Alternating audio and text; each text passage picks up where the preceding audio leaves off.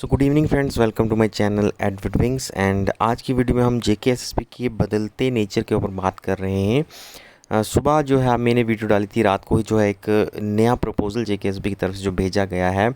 Single examination करवाने के लिए, उसके ऊपर सुबह हमने डिटेल डिस्कशन की थी। जब से नए चेयरमैन साहब आए हैं, पहला मेजर डिसीजन जो है सुबह देखा गया कि बहुत बड़ा रिफॉर्म जो है जेकेएसएसबी में लाने के लिए प्रपोज़ल दिया गया है। और इस वीडियो में एक और देखेंगे कि कैसे जेकेएसएसबी पहली बार जो है अपने रूल्स एंड रेगुलेशन को लेकर जो है काफ़ी स्ट्रिक्ट नज़र आ रही है। कैसे एक केस जो है फाइल किया गया और जेकेएसएसबी को कुछ चूज़ करने के लिए कहा गया, और जेकेएसएसबी ने इस बार कोई सॉफ्ट नेचर ना दिखाते हुए एक स्ट्रिक्ट नेचर दिखाया है रूल्स एंड रेगुलेशन को फॉलो करते हुए, और एक हार्ड डिसीजन जो है वो लिया है। इस केस में क्या है पूरा केस बिल्कुल हम डिटेल में जानेंगे। बन रहेगा आप चैनल के साथ, देखते हैं वीडियो। तो यहाँ पर केस क्या रहता है, देखिए ये साइट पे भी आपको जेकेएसबी की साइट पे भी मिल जाएगा। 23 का जो है ये नोटिफिकेशन है, 23 जून का नोटिफिकेशन है। यहाँ पर मैटर क्या होता है कि एक क्लास फोर्थ का कैंडिडेट है, क्लास फोर्थ के कैंडिडेट की एक सिलेक्शन होती है। फर्स्ट लिस्ट की बात हो रही है। क्लास फोर्थ के कैंडिडेट की सिलेक्शन होती है, उसकी डीवी जो है एक डेट को रखी जाती है, एक पर्टिकुलर डेट को रखी जाती है, और ये कैंडिडेट जो है इस डेट पर जो है डीवी में नहीं पहुंच पाता, वो नहीं आता है डीवी अटेंड करने के लिए। और ये डीवी जिस डेट तक चलती रहती है अनटिल लास्ट डेट तक भी ये कैंडिडेट जो है ये बोर्ड में किसी भी तरह की अप्रोच नहीं करता कि मैं बाद में जाऊं, इस दिन तो नहीं जा पाया कि। और बाद में भी मतलब जब तक डीवीज़ की डेट चल रही थी, आखिरी डेट डीवी तक की, तब तक भी ये कैंडिडेट जो है वो डीवीज़ की डेट में नहीं गया। और जब लास्ट डेट डीवी की आती है, इस लास्ट डेट के 20 दिन बाद जाकर जो है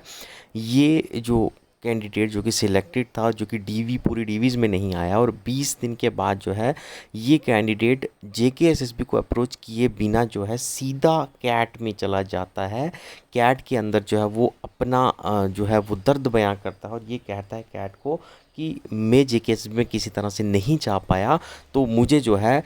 डीवी के लिए फिर से अलो किया जाए, जेकेएसएसबी की क्लास फोर्थ की डीवी के लिए फिर से अलो किया जाए, ताकि फिर से ये भाई साहब भी डॉक्यूमेंट जो है अपने सबमिट करवा सकें और जॉब जो है वो ले सकें, क्योंकि इनकी सिलेक्शन जो है वो हो चुकी थी। और ये मैटर जो है ये कैट के पास जब गया, तो कैट ने जो है जेकेएसएसबी को एक राय दी है कि आप प्लीज़ इस कैंडिडेट की जो भी आपकी रिक्वेस्ट है उसको कंसीडर कीजिए और उसके ऊपर फैसला लीजिए। यानी छोड़ा गया जेकेएसएसबी के ऊपर कि फाइनल डिसीजन आपको ही लेना है, लेकिन फिर भी एक बार इस फैसले को कंसीडर करने के लिए कैट की तरफ से ज़रूर बोला गया एसएसबी को। और इस नोटिफिकेशन के थ्रू एसएसबी ने पहली बार बताया है।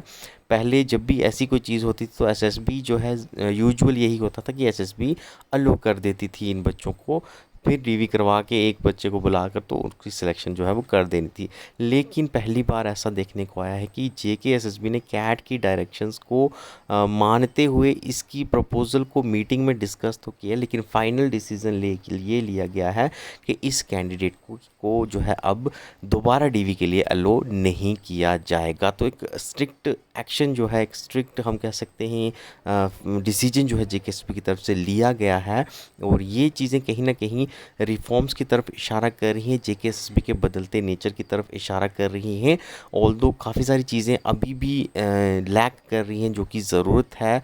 डिलेड जो रिक्रूटमेंट्स हैं वो एक बड़ा इशू है जिसके ऊपर अभी भी जो है कोई भी बात नहीं की जा रही है। लेकिन फिर भी ये जो फैसला लिया गया, हम कह सकते हैं कि रूल्स एंड रेगुलेशन को फॉलो करके जो है ये लिया गया है, क्योंकि जो इंसान डीवी में अपीयर नहीं हो पाता है, सब्सिक्वेंट नोटिफिकेशन पर भी डीवी में अपीयर नहीं हो पाता है, तो उसका कैंडिडेट जो है वो कैंसिल कर दिया जाता है। एंड वही चीज़ जो है जेकेएसपी ने इस नोटिफिकेशन के थ्रू जो है वो की है। यहाँ पर आप पढ़ सकते हैं, तो यहाँ पर पूरी कहानी बताई गई है। यहाँ पर जब कैट में जो बच्चा जाता है, तो ये कैट की तरफ से जो है ये रिक्वेस्ट की जाती है कि एसएसबी को कि आप प्लीज़ कंसीडर कीजिए, कुछ हो सकता है इसका, तो वो कीजिए। उसके बाद जेकेएसबी जो है वो अपनी बोर्ड मीटिंग में जो है इस चीज़ को एग्जामाइन करती है,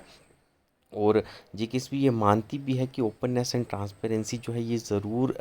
जेकेएसपी के अंदर होनी चाहिए, लेकिन ऐसा नहीं है कि हम पिक एंड चूज़ सर्विस करेंगे कि एक को अभी डाल दिया और 10 दिन बाद कोई दूसरा आउट कराएगा कि नहीं मैं नहीं आ सका, मुझे डालकर उसको निकाल दीजिए। तो वो पिक एंड चूज़ सर्विस जो है जेकेएसपी ने कहा है कि अब हम डिलीवर नहीं करने वाले हैं। और आखिर में जो ये कहा गया है कि ऑनरेबल कैट के डिसीजन को हमने ज़रूर माना है, इसको हमने ज़रूर कंसिडर किया है, हमने इस पर ज़रूर डिस्कशन करने की कोशिश की है, लेकिन फ़ाइनल डिसीजन यही कहा गया है कि ये इंसान जो है वक्त पर नहीं पहुंच पाया, सब्सिक्वेंट नोटिफिकेशन पर भी नहीं पहुंच पाया, डीवी की लास्ट डेट तक भी इस बंदे ने अप्रोच नहीं करने की कोशिश की, और इवन डीवी की आखिरी डेट के 20 दिन बाद भी ये इंसान जेकेएसएसबी नाम में ना आते हुए डायरेक्ट कैट में जाकर बोल रहा है। तो इसलिए ये अपना जो हक है सिलेक्शन का और डीवी का वो खो चुका है, और इसलिए इसको दूसरा मौका ना देते हुए इसका कैंडिडेचर जो है उसको जेकेएसएसबी ने रिजेक्ट कर दिया है। तो आने वाले टाइम में हम और उम्मीद करते हैं कि एसएसबी की तरफ से और अच्छे डिसीजन जो हैं वो लिए जाएं, रूल्स एंड रेगुलेशन को फॉलो किया जाए,